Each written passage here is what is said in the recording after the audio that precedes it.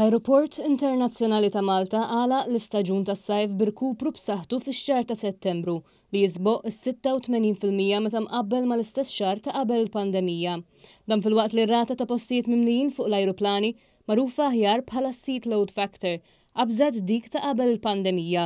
Dan tħabbar fi stqarrija mill-Ajruport Internazzjonali ta' Malta hekk kif ġie spjegat li b'kollox fl-istaġun tas-sajf għaddew mill-Mitjar Malti 2,660,000 passiġġier.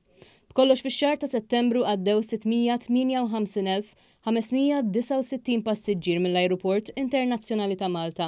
L-irkupru f'dan ix-xahar kien simili għar-rati ta' rkupru li ntlaħqu f'Lulju u f'Awwissu. Fl-istess xahar ta' Settembru is-seat load factor laħħaq kważi 90%. Dan jirrifletti żieda ta' 3.3% fuq l-istess xahar fl-2019. Fir-rigward tal-aqwa swieq għall-Ajruport Internazzjonali ta' Malta, l-Italja baqgħet fil-quċċata tal-lista għas-seba' xahar konsekuttiv b'żieda ta' 13.1% fin-numru ta' passiġġieri meta mqabbel ma' Settembru 2019. L-Italja kienet segwita mir-Renju Unit li ġġenera 33% inqas traffiku milli kien iġġenera fl-2019. Filwaqt il-Ġermanja reġgħet telet fit-tielet post tal-ewwel darba f'6 xhur. In-numru ta' passiġġieri li vvjaġġaw minn u lejn dan is-suq baqa' 34.7% taħt il-livelli ta' qabel il-pandemija.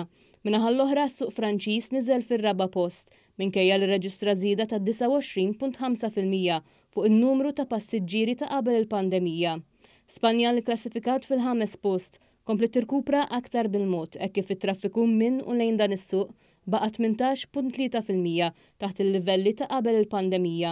Hekk kif għalaq l-istaġun tas-sajf issa l-Ajruport Internazzjonali ta' Malta nida l-iskeda ta' titjiriet għax-xitwa għall-2022-2023. Din iskeda toffri madwar 80% tal-konnessjonijiet li kienu offruti qabel il-pandemija, flimkien magħat ta' żviluppi ġodda li mistennijin jgħinu lill-Ajruport Internazzjonali ta' Malta jisboq it-tbassir tiegħu ta' 5.4 miljun passiġġier sal-aħħar tas-sena minkejja numru ta' fatturi ekonomiċi li jista' jkollhom impatt fuq id-domanda li vjaġġar bl-ajru. Fil-fatt l-istqarrija mill-Ajruport Internazzjonali ta' Malta innutat ir-ritorn tal-linja tal-ajru Air Serbia b'żewġ titjiriet fil-ġimgħa.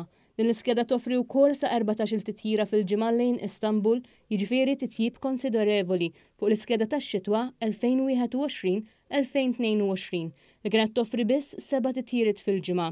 L-Gżejjer Maltin ser ikunu qegħdin igawdu minn żewġ titjiriet fil-ġimgħa lejn Stokkolma għal darb'oħra wara din ir-rotta li kienet operata minn Scandinavian Airlines kienet ġiet sospiża fl-2021. Dan l-iżvilupp huwa parti mill-isforzi tal-Ajruport sabiex jisfrutta l-potenzjal ippreżentat mis-suq Skandinavu li bħalissa huwa aċċessibbli minn Malta permezz ta' titjiriet diretti lejn Iżvezja u d-Danimarka.